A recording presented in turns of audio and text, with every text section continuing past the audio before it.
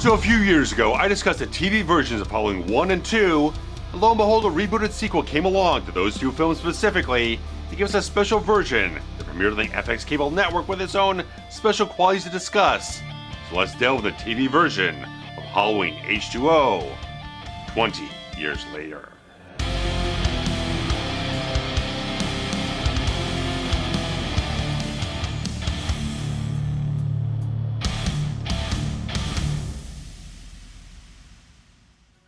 Starts with the critical commercial disappointment of Halloween: The Curse of Michael Myers in 1995. The future of the Halloween franchise was a bit uncertain, with the possibility of it going direct to video from this point forward, until former franchise star Jamie Lee Curtis met with John Carpenter and Deborah Hill, the original creative team behind the '78 film, and pitched a 20th anniversary film where they all came back to collaborate together.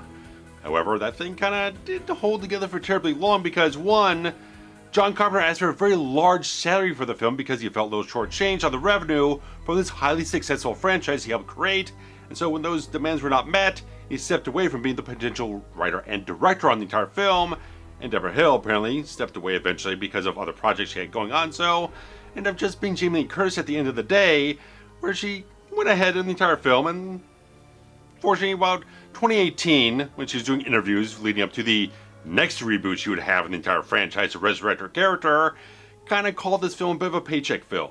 That didn't come out to her satisfaction, a bit unhappy about the whole thing, so not entirely fulfilling the original sort of creative drive she had for the entire idea for the film, but despite that, went up to gross $75 million off the box office off of a $17 million budget, which is a much higher budget than any of the films the franchise had got before, and certainly grossed a lot more than any of the sequels had, so highly successful, put a lot of money in a lot of people's bank accounts, and did very well for itself. It kind of gave a little resurgence for the entire franchise. It gave it much better reviews than a lot of the other films it gotten up to that point in time, and so I don't know if in very good fashion there, but a lot of interesting things. How the kind of production of the film was a bit of a mess. You can see why Jamie Lee Curtis maybe felt like didn't quite go off to her expectations straight away, because there's a lot of stuff with like couldn't even settle on a mask for Michael Myers for this film. They kept changing. They used like 3 or 4 different masks, like one from Halloween 6.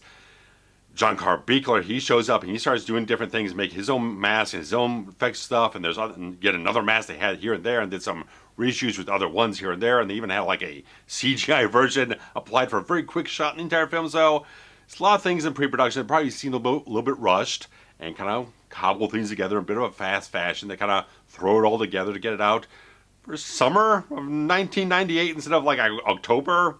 Regardless of that, going off with the TV version, because like I said, with the first 2 films of the franchise, there was the entire thing of the original film getting that kind of like extra scene shot during the production of Halloween 2 to kind of extend it out for his network broadcast premiere.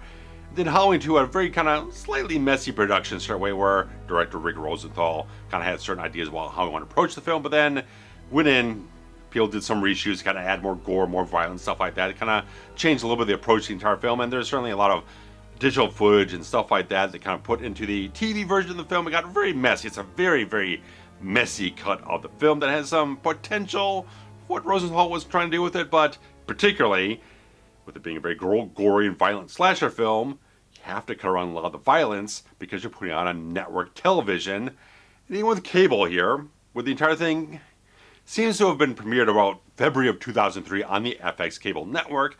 Not sure if it showed up anywhere else before that. Probably on HBO, Cinemax, stuff like that, but it would be the proper theatrical version. But in terms of like something that would be cut up for a network broadcast, something like that, this might have been the first time they kind of put it out in that regard.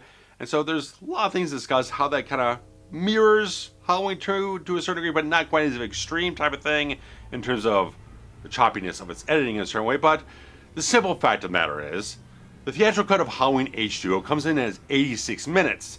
The TV version comes in about 90 minutes long, so you can kind of see, well, they've got 86 minutes for the entire proper cut of the film. Well, they're going to be chopping out some things for language and violence and blood, or we're going to have to add some other things into the entire thing to kind of pad it out for the entire broadcast run, the entire thing on network cable.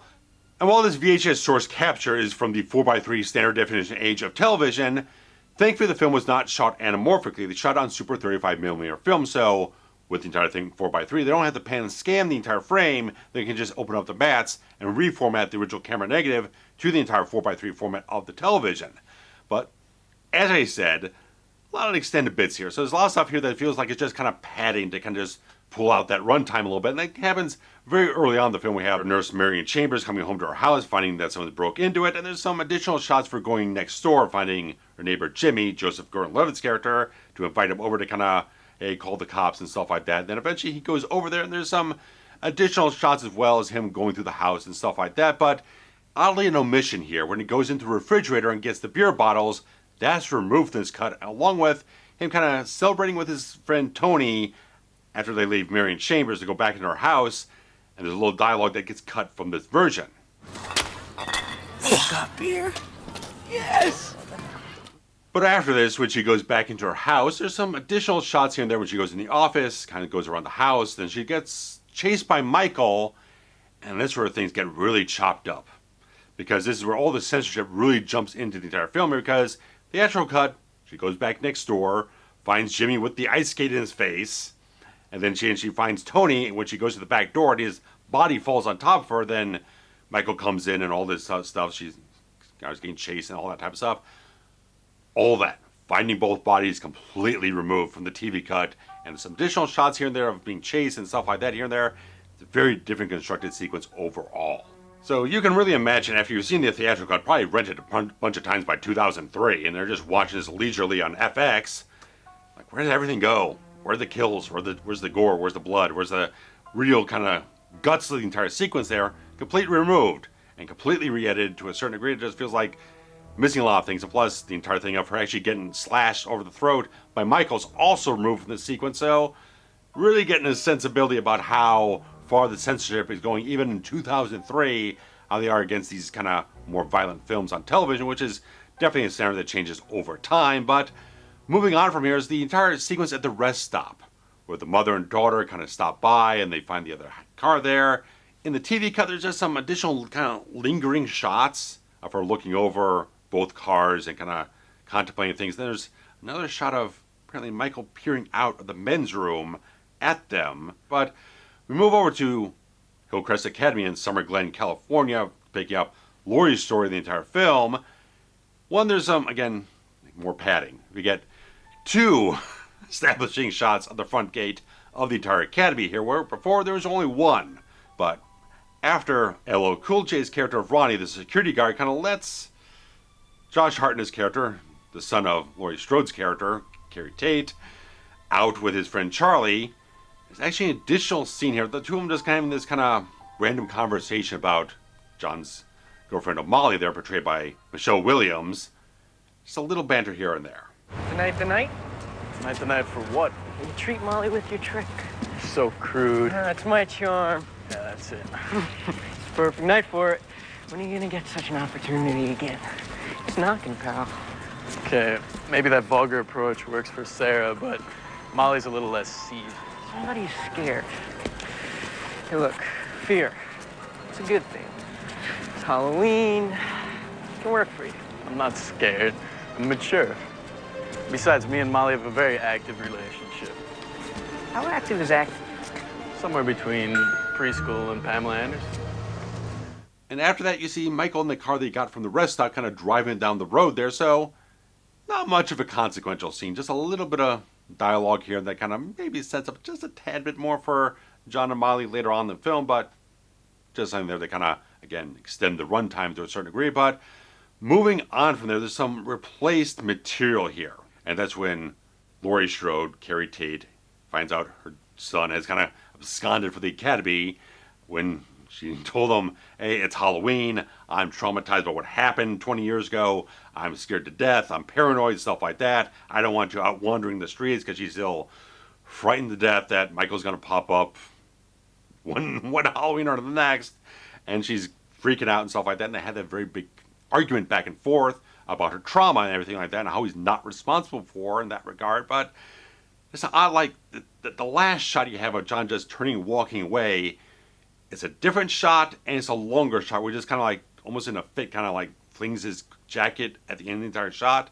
Added from this point forward is some, just again, more padded stuff. There's a lot of padded stuff here. Just like when all the kids are finally going off to the field trip to Yosemite National Park, there's some additional shots of them going on the buses, various other things like that. But some of Jamie Lee Curtis's dialogue when she's talking over the phone with someone gets a little bit chopped out here for reasons unknown.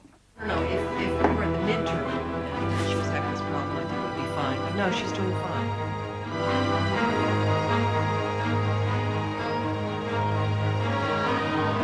No. But later on in the evening, when Adam Arkin's character, Will Brennan, one of the teachers, and of course Carrie Tate's boyfriend in the entire film, kind of checks in on Molly and Sarah because they're not going along on the entire trip and everything like that. Originally in the theatrical cut, there's a lot more kind of like dialogue about them kind of going off into town and the mall and having all this kind of risque kind of talk and sort of a tongue-in-cheek and banter in that regard. All that gets cut out of the TV version. So it's just like he jumps in, talks with them for a minute, just check on them, and just leaves. So up to this point, we have some frivolous additions, some omissions for censorship, but we do have one substantive addition here, with another scene between Will and Carrie, aka Lori, meeting up at her place, and he's carving this pumpkin and telling this story about his family. That his father wasn't home that often, and the wife kind of had this guy on the side who's having an affair with. Apparently one day, father came home early, and this how big blow up. Eventually they kind of work things out. But apparently Will gets blamed as kind of the eldest son, not kind of stepping up and take care of the situation. So that never really got resolved between him and his father. So he's kind of relating a story that kind of gives a little sensibility that everyone has a little bit of a turbulence in their family. Some things that need to be worked out, some wrinkles that need to be ironed out in a certain way. So it gives him more of a substantive, relatable quality overall. I feel that aids his character so much, and certainly their bond overall. So I think it's a nice kind of good story quality in the entire thing that I feel like they probably could have kept that in the theatrical cut. I mean, as the thing kind of runs, like I said, 86 minutes, they certainly could have added another minute or two in the entire film to give this kind of character a little bit more weight to it and kind of move the entire story along between their characters and all the things that are going on with Lori in the film. So I think it's a nice scene that adds something positive to this version of the entire film here. But when you have the two of them later on kind of making out on the entire sofa there, some dialogue omissions from him. They're just kind of odd. They're not like censorship type of things. They're just strange. I changed my name when I went into hiding. Oh, I like that. That's like the witness protection program. I changed my name when I went into hiding. My brother killed my sister when she was 17 How'd he do that? with a really big, sharp kitchen knife. When she was 17. Well, that's sucky. How'd he do that? Now from this point forward is when Michael really starts getting into his groove of stalking people and slashing people and killing people, but there's also where the censorship kicks in on this TV cut of the film now. Do have some additional shots when like Charlie goes in the kitchen, looking for the corkscrew, drops it down the drain, fiddling around inside of the disposal, but got an extra shot of him, extra shot of Michael creeping up behind him, but when Sarah goes looking for Charlie, finds him in the dumbwaiter and his throat is slashed, that course cut out. Entire thing of her crawling into the dumbwaiter herself to evade Michael and get slashed on the leg. The beginning of that shot is actually cut out to remove Michael's blade cutting her. And then, particularly when she goes all the way up the dumbwaiter, then Michael slashes the rope and the thing crashes down on her leg. The close-up shot of her leg being broken is completely removed in this thing, along with her entire death scene.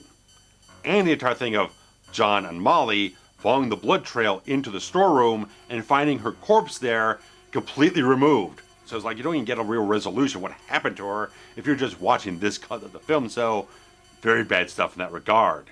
Now eventually when John and Molly are running away from Michael Myers and they're outside and everything like that, and there's a little scuffle here and there. Again, John getting slashed on the leg by Michael's blade, cut out of this version. But when you get to the point of everyone's running away from Michael, you got Lori there, you got Will, you got John, you got Molly, all they're kind of evading him and stuff like that, and then Will accidentally shoots Ronnie, LL Cool J's security guard character, and again, more gore removed in the entire thing. They have alternate shots to remove the bit of when Lori goes down and kind of touches the blood and everything that it comes in the shot.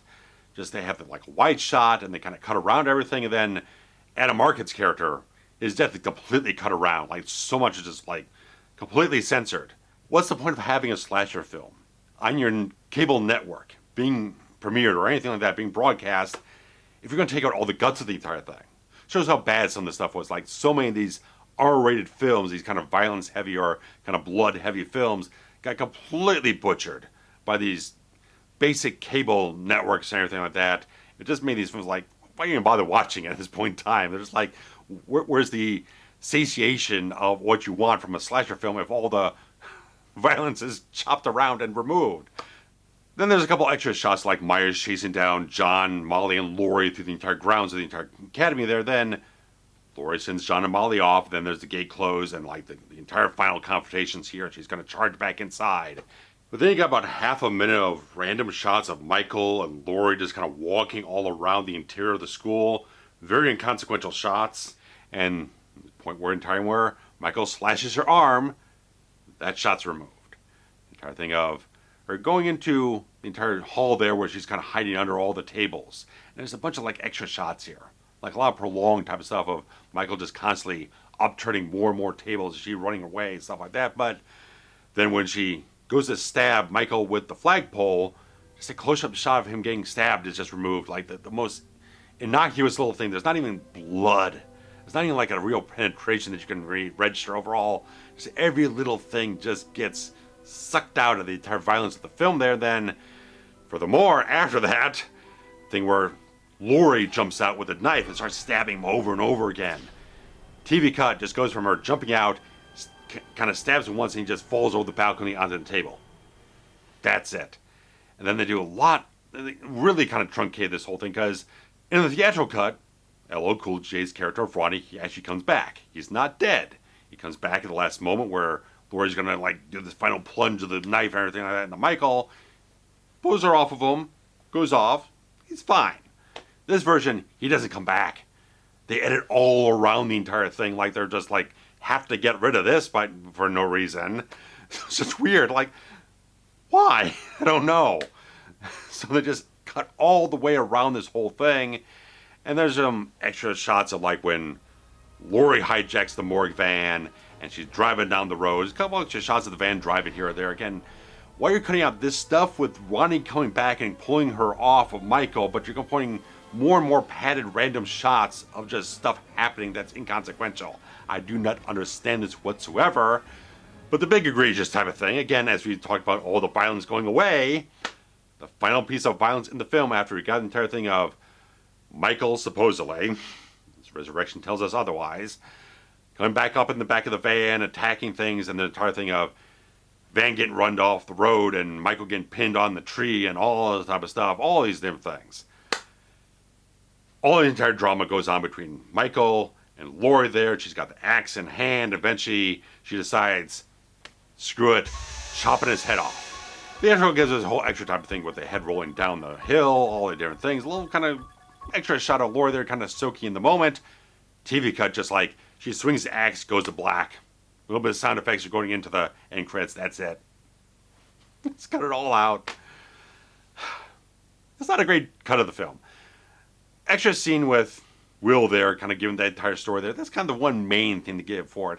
Got the little extra scene between John and Charlie. Kind of inconsequential, doesn't add much. I think the extra scene with Laurie and Will kind of adds a little extra substance to the entire thing, but it's not quite as interesting. Like, the Halloween 2 TV cut has a lot of stuff they're trying to rejigger, even like plot elements and story elements and stuff like that. There's some extra stuff added into that cut. They kind of rejigger some of the things. So it's interesting, kind of sloppy work print type of idea of a re-edit of the film. You're trying to cobble together, but it's not, you kind of see the intention, but it really doesn't come off very smoothly. And plus, all the censorship really just butchers the film out of all recognition in that regard.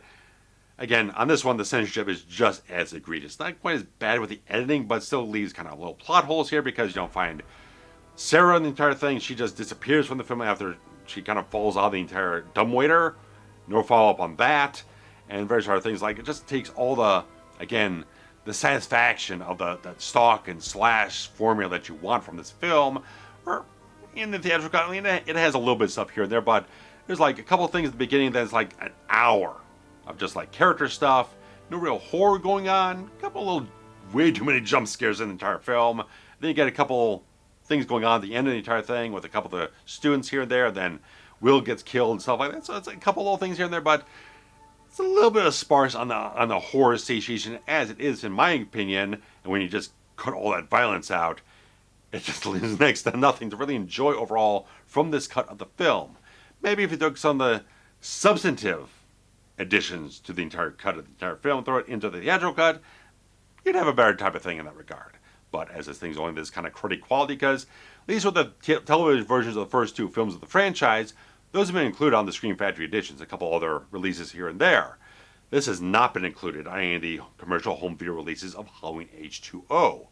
And though fans kind of clamored for it, and I don't really see a reason why they couldn't have it. They had a broadcast master tape, could have thrown it on there, but decided not to in that regard. So it's a interesting little thing, like, it's not as storied as the first 2 films in that regard. There's not as much really added interesting material here as those 2 films, but I thought it was worth discussing and covering. And at the time of me producing this video, you can find the TV cut of H2O up on the Internet Archive. Someone uploaded in late 2025, and that's why I'm able to do this video at this point in time. But personally, I think Halloween H2O, I know there's a lot of fans for it. It's never one I really kind of warmed up to overall. I felt like it was a little lacking in some areas. I don't feel like Steve Miner's a fine director. I've liked plenty of the stuff he's done. The Friday the 13th films he's done. Warlock I covered earlier this year. I thought it was a very good film in that regard. He's done some good stuff overall, but I don't quite feel like it was a strong enough fit for stylistic purposes and various other things like that to really kind of bring the Halloween flavor overall to the film. Plus, the mess with the entire thing of the score in the entire film, where they had both John Ottman and then kind of Marco Beltrami coming in to kind of surgically repair his score because it became too lush and too big and almost operatic to a certain degree, and then kind of brought in Beltrami to kind of fix it here and there, but it kind of lacks, for the most part, the kind of signature Halloween mood overall that really kind of makes you feel like you're in the thick of this entire Michael Myers story overall. So various other things in the entire film I feel like fall a little bit short, a little bit hollow. Jamie Lee Curtis puts in a fantastic performance. I think Josh Hartnett puts in a damn solid performance as well. A couple other people as well. So I think the cast is solid in the film. I feel like this script could have used a little more strength to it. The direction could have used a little more punch, a little bit more veering towards kind of replicating that John Carpenter style with some of the blue hues and various other things that he used, like the steady cams here and there. Just little particular things that you can get on some of these other sequels that kind of hit that style a little bit more strongly, but maybe kind of faltered in much more conceptual areas and stuff like that in that regard. So none of the Halloween sequels are perfect. I don't think any of them are perfect whatsoever. Some are more enjoyable than others. Some you find more pleasing to your taste. So it's a really big discussion that is very much dependent on preferences and what you kind of like, what you kind of bring forward. Some people prefer the Halloween 2, and Halloween H2O continuity. Some people like the Halloween 4, 5, and 6 continuity. Some people prefer the new David Gordon Green thing. So it's all up in the air in that regard. But I felt like however you want to do this, because I did kind of talk about it about 3 years ago when I did that video on the first 2 films' TV cuts. So I figure like, hey, I found this thing. I can do that. I can research it, look into it, and stuff like that. So it's interesting. So hit up a link to the Internet Archive. Check out that version. It's a long, slow download. It's a couple gigabytes in that regard, so you might want to take some time with it. But I found it interesting enough, but not really kind of enjoyable overall to experience in that regard. So, as you do. So, I'd like to hear you guys' thoughts. If you have checked out the TV cut of Halloween H2O in that regard, let me know your feelings about it in the comment section below. Also, if you enjoyed the discussion I had here, thumbs up, hype, super thanks feature to contribute anything monetarily to the channel, as well as Patreon. But guys, subscribing to the channel, sharing links around, and doing all the things to interact with it here on YouTube is a great thing to keep the entire channel healthy. And let me know what you guys enjoy. So very much appreciate you guys. Thanks much. Take care. Bye-bye.